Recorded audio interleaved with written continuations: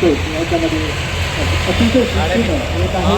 काही सेवा आणि व्यवस्थापन करतात तो आपल्या सर्वांचं ते स्वागत आहे.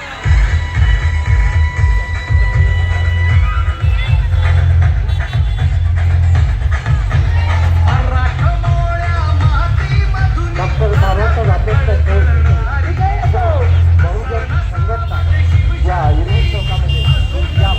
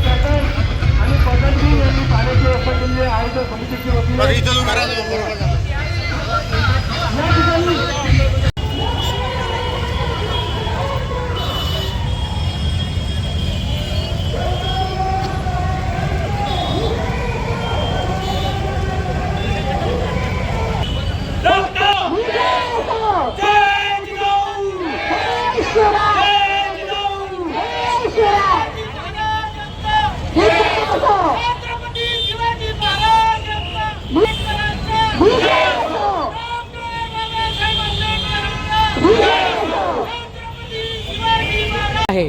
जर कोणी महाराष्ट्रद्रोह केलेला आहे, कोणी राष्ट्रद्रोह केलेला आहे, छत्रपती शिवाजी महाराज, छत्रपती संभाजी महाराजांचा अपमान वेळोवेळी जर ही सरकार सहन करत असेल तर मग हे महाराष्ट्र सहन करणार नाही, ही वास्तविकता आहे. त्यांच्यावर आर्थिक त्यांची चौकशी झाली पाहिजे, ईडीच्या पण चौकशा झाल्या पाहिजे.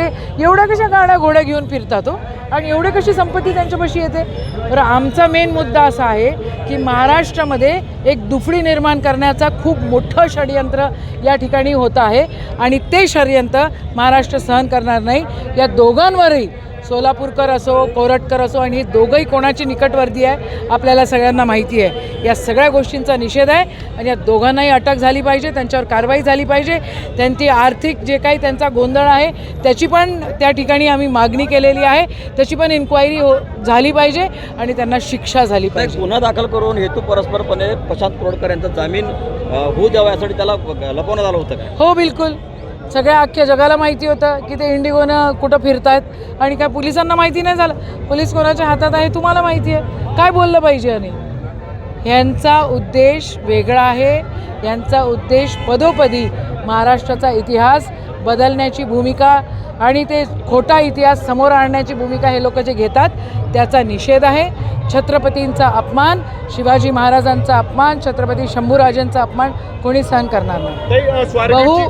बहुजनांचा अपमान कोणी सहन करणार नाही, ही फॅक्ट. ते स्वारगेटची घटना ताजी असताना दुसरीकडे काढण्यात आली, त्यामुळे मंत्र्यांच्या मुली सुरक्षित नाही तर सर्वसामान्यांच्या मुली कशा राहतील असा प्रश्न विचारला जातो. मी मागही बोलली, तुम्ही मला प्रश्न विचारला होता की महाराष्ट्रामध्ये पोलिसांची भीती राहिलेली नाही, कायद्याची भीती राहिलेली नाही आणि म्हणून मनमानी लोक काहीतरी करतात. काही गोष्टी आता खरं कोणाच्याच मुलीसोबत असं घडणं हे चुकीचं आहे आणि कोणी राजकीय जर हे करत असेल तर हे अजून जास्त चुकीचं आहे. अरे राजकारण करायचं असतं ते इलेक्शन पुरतं करायचं असतं. ही महाराष्ट्राची संस्कृती आहे. इलेक्शन झाल्यानंतरही हा गोंधळ सुरू आहे, बंद करा. हे छत्रपतींच्या अपमानाच्या निषेधार्थ या ठिकाणी आम्ही आज मोर्चा काढलेला आहे आणि ह्या मोर्चा सक्सेसफुल होताना तुम्हाला दिसतोय. महाराष्ट्र असा अपमान सहन करणार नाही.